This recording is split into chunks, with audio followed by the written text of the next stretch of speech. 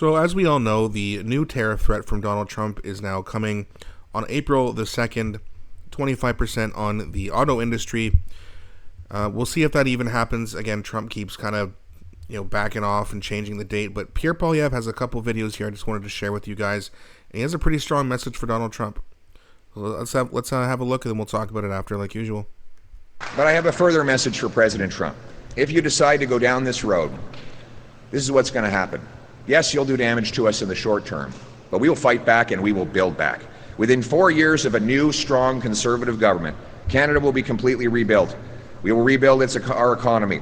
We will not be reliant on the U.S. anymore, and the Americans will have lost the greatest trading partner and friend they ever had. A conservative government will build pipelines and LNG plants, aggressively promote mines and other resource infrastructure that has been blocked for the last 10 years. We'll have new overseas trading partners. We will knock down interprovincial barriers so that we can trade with ourselves.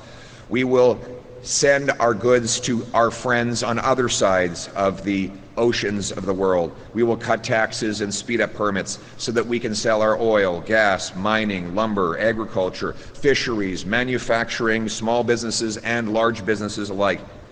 The world needs our resources and our expertise. If you, Mr. Trump, don't want them, the rest of the world does. Under a new conservative government, we will put Canada first for a change. We will be a nation that is strong, self-reliant, standing on its own 2 feet so that we can stand up for ourselves and stand up to the Americans. Yeah, that's pretty interesting, right? So, and again, I want to start off by saying I absolutely strongly disagree with Trump's tariffs. I don't think it's a good idea. I think it just hurts both countries. I think it really pisses a lot of people off. I don't think it's necessary, especially when he first did it. I was like, okay, well, I guess he just wants the Liberals to kind of get their act together. And it seems like that's part of what he wants, but then he seems to not really... Like, it seems like the reason keeps switching, right? It's the border, it's this, it's fentanyl, it's this.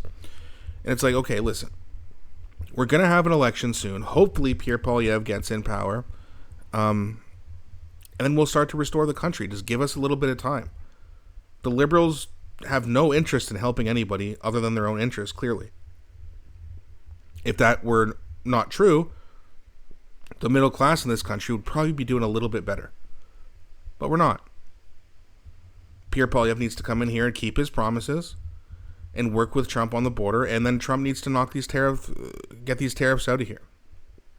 He shouldn't even, once an election was called, and again, I don't think that his decision on tariffs should really affect things that much, but according to the liberal boomers out there, they're just going to vote liberal because they think that he's better to deal with Trump, that Carney's better to deal with Trump, which is very interesting, but, it's kind of funny, right? Like, you look at everything that's happening now in these major shifts. Donald Trump is affecting. I wouldn't say he's interfering on election. I think Yves Blanchette said that today. He's not interfering on the election, but the tariff issues are a big deal for people, and for some reason, it's scaring them into voting liberal again, as it seems. And I don't quite understand why they think Mr. Burns is better to deal with with Trump than Pierre Poilievre. I keep seeing it like some of these weird liberals come into my comment section, and they keep saying that Pierre Poilievre is going to hand the country over to Trump, as if he could even do that in the first place. As if he could just take money from Trump and go, oh, here you go, Trump, here's Canada. Good luck with that. I don't know where these weird conspiracy theories come into these leftists' head, but either way, on to the next video here. The message to President Trump should be to knock it off. We had the best trade relationship in the world, in the history of the world, before these unnecessary interruptions struck our economy. And they are hurting both sides of the border. They will kill American jobs, and they will erase American prices. And we will necessarily have to retaliate. He should lift these tariffs, but whether or not he does, because he's changed his mind before, he's done this twice, puts them on, takes them off, and we can suspect that may well happen again. We have to become more self-reliant and have new and different markets so that we no longer rely on or depend on what is becoming an increasingly undependable customer. Yeah, I mean, I think that's a very important point. I mean, why do we depend so much on the states anyway when we have a lot of the things that people need every day? Minerals, farms, oil, energy. Like, we have all these things. We just don't use it. And we should. And we should make it so that it's easier and safe to get it out of the ground, of course. I know it's a very dangerous industry. But you also want to make it easier to trade within provinces. And Pierre Poilievre has also talked about that as well, which is very good. Thank you. I want to start by condemning, without equivocation, the unjustified and unprovoked tariffs that President Trump has now announced against our auto sector. These tariffs will damage his workers and his economy, just as they will damage ours. We must retaliate and target goods and services that we don't need, can buy elsewhere, or make ourselves to maximize the impact on the Americans while minimizing the impact on ourselves. Now is not a time for weakness. Now is not a time to continue on with the failures that got us into this place of dependency. Now is the time to take back control and relaunch our economy so that we can confront the President's unjustified threats and tariffs in a position of strength. Yeah, you know, I keep going back and forth with this. You know, should we retaliate or shouldn't we just get things done here that we need to get done, like, you know, securing the border? But that being said, if Pierre Poilievre came through and, like, agreed with Trump, that would be very bad for him. So he kind of has to do this because if he would lose a lot of support if he said, no, you know what, Trump's justified to do this.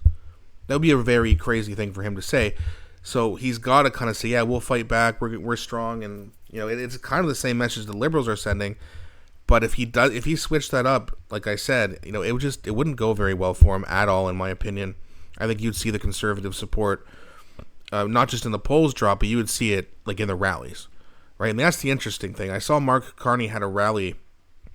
I think it had like 1,000 people in it, right? Which is better than what he did in Newfoundland. But I mean, Pierre Poilievre's getting 4 times that. Now, I don't know what the numbers are today. I know that Pierre Poilievre is currently I think it's in Surrey, BC. But, you know, he's out there. I've heard it's packed. I've seen like a little clip, but it didn't show like the actual size of the crowd. And I'm curious to see, because I know BC is a pretty left-leaning place. I don't know specifically about that riding, but, you know, Stony Creek is, you know, supposedly liberal, and look at all the turnout that Pierre Poilievre got. Mark Carney doesn't seem to be able to get that type of audience.